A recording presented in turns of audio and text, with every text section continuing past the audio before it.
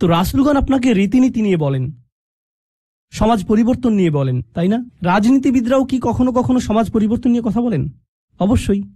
কিন্তু যখন রাজনীতিবিদরা সমাজ পরিবর্তনের কথা বলে, আমরা দেশের উন্নতি করতে চাই, আমরা জাতির উন্নতি করতে চাই, আমরা এটাকে শক্তিশালী করতে চাই, ইত্যাদি ইত্যাদি ইত্যাদি, তারপর আপনি যখন তাদের ব্যক্তিগত জীবন পর্যবেক্ষণ করেন, আপনি কি পান? আপনি পান দুর্নীতি। তো তাদের কথাগুলো অনেক উঁচু মানের, কিন্তু তাদের চরিত্র অনেক নিচু। প্রত্যেক নবী এমন জাতির মাঝে এসেছেন যেখানে গুরুতর কোনো সমস্যা ছিল, আর যখন একটি জাতির গুরুতর কোনো সমস্যা থাকে, মূলত একটি জাতির ভারসাম্যপূর্ণ থাকা চাই।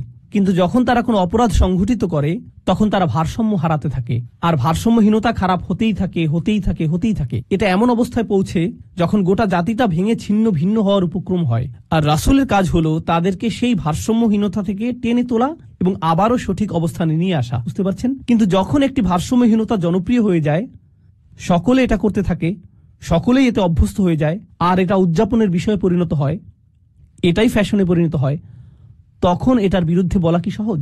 না। উদাহরণস্বরূপ, এখনকার সময়ে সমকামিতার বিরুদ্ধে বলাটা বেশ কঠিন হয়ে গিয়েছে, তাই না? লূত আলাইহিস সালাম কি এমন সময়ে বসবাস করেছেন যখন এটা জনপ্রিয় ছিল? হ্যাঁ। তাকে কি এর বিরুদ্ধে কথা বলতে হয়েছিল? হ্যাঁ। তিনি কি এর জন্য বিরোধিতার সম্মুখীন হয়েছিলেন? হ্যাঁ। বিষয়টা কোরআনে আসার পেছনে কারণ রয়েছে। আপনি যদি এর বিরুদ্ধে বলেন, মানুষ আপনার দিকে তেড়ে আসবে। লূত আলাইহিস সালামের কথা কোরআনে এজন্যই এসেছে, যখন আপনি এমন বিষয় নিয়ে কথা বলেন যাতে গোটা সমাজ আচ্ছন্ন থাকে, তারা এই বিষয়টির প্রশংসা করে, আর আপনি এর বিরুদ্ধে কথা বলেন, তখন তারা আপনার দিকে তেড়ে আসবে। এখন যদি আপনি অর্থ উপার্জন অব্যাহত রাখতে চান, অথবা যদি আপনি সেই সমাজে বসবাস অব্যাহত রাখতে চান, আপনি যদি নিরাপদ অবস্থানে থাকতে চান, তখন আপনি কোন বিষয়গুলো এড়িয়ে যাবেন? সেই বিষয়গুলো যা নিয়ে তারা আচ্ছন্ন। আপনি অন্য কোনো বিষয় নিয়ে কথা বলবেন। লূত আলাইহিস সালাম শুধু পিতামাতার প্রতি সৎ ব্যবহার নিয়ে কথা বলতে পারতেন। তিনি শুধু কথা বলতে পারতেন প্রতিবেশীর সাথে উত্তম আচরণ নিয়ে। তিনি শুধু নামাজ নিয়ে কথা বলতে পারতেন। যৌন পাপের বিষয়গুলো তিনি এড়িয়ে যেতে পারতেন, কারণ এগুলো ছিল অতি বিতর্কিত, তাই না? তিনি যদি এটা করতেন, তাহলে কি তিনি ঝামেলায় পড়তেন? না, কোনো ঝামেলা হতো না। আর প্রসঙ্গক্রমে তিনি কিন্তু এখনো ভালো কাজ নিয়েই কথা বলছেন। পিতামাতার প্রতি সদাচরণ একটি ভালো কাজ, নামাজ পড়া একটি ভালো কাজ, দানশীলতা একটি ভালো কাজ। তো কেন তাকে এমন বিষয়বস্তু বেছে নিতে হলো যা তাকে ঝামেলায় ফেলবে? আসলে এটাই একজন রাসূলের কাজ। তারা এসেছেন এই বিষয়গুলো নিয়ে কথা বলার জন্য, যা নিয়ে অন্য কেউ বলার সাহস করবে না। আর আল্লাহর পক্ষ থেকে তারা রায় দিবেন, ওয়াল কুরআনিল হাকিম। তারা আল্লাহর পক্ষ থেকে রায় দিবেন, আর এটা বারবার বারবার বারবার বারবার দিবেন। সেই সমাজের মূল্যবোধকে আক্রমণ করবেন, আর বারবার বারবার আক্রমণ করবেন। কিন্তু এক্ষেত্রে তারা পরোয়া করেননি, কারণ এই পাপ কাজগুলোর বিরুদ্ধে কথা বলতেই হবে। আর নিশ্চিতভাবেই যখন কেউ এটা করেন, কোনো বিনিময়েই তারা আগ্রহী থাকেন না, কারণ বিনিময় থেকে বঞ্চিত হওয়ার জন্য এই কাজগুলোই যথেষ্ট। মাল্লা ইয়াসআলুকুম আজরান, তাদেরকে অনুসরণ করো যাদের কোনো স্বার্থ নেই, কারণ এটা জনপ্রিয় হওয়ার পথ না, এটা ধ্বংসপ্রাপ্ত হওয়ার পথ।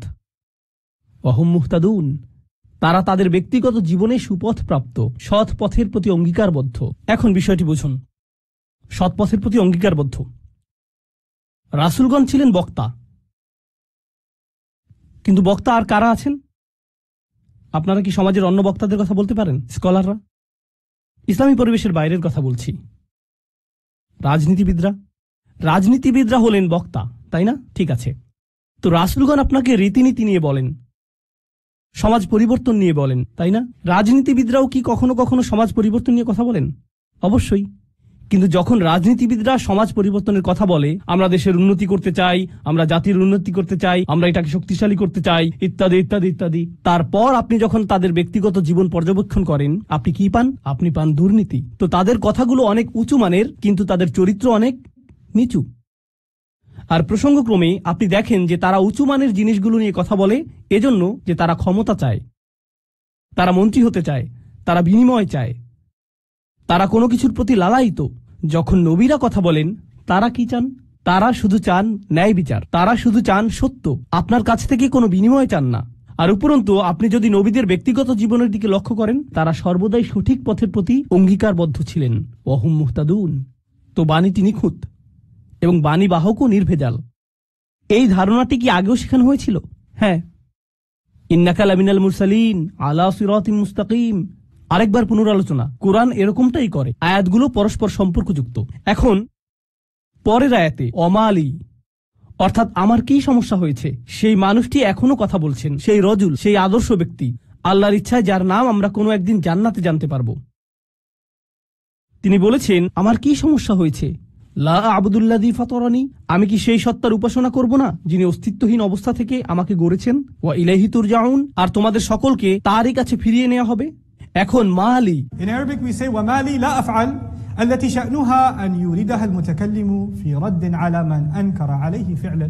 ইবনে আশুর এটা উল্লেখ করেছেন যে যখন কেউ বলে আমার কি সমস্যা হয়েছে যে আমি এটা অথবা সেটা অথবা অন্য কিছু করব, এর অর্থ হলো কেউ তাকে বলেছে যে এই তোমার কি সমস্যা হয়েছে, তুমি কেন ধর্ম ত্যাগ করেছো, আর সে তার দিকে ফিরে এর জবাব দিচ্ছে। তো প্রকৃতপক্ষে উক্তিটি যদিও লিপিবদ্ধ হয়নি, কিন্তু তার বক্তব্যের ধরন দেখে আমরা বুঝতে পারছি, এই তোমার কি সমস্যা হয়েছে, কেন তুমি এই মিথ্যা ধর্মের পক্ষে কথা বলছো।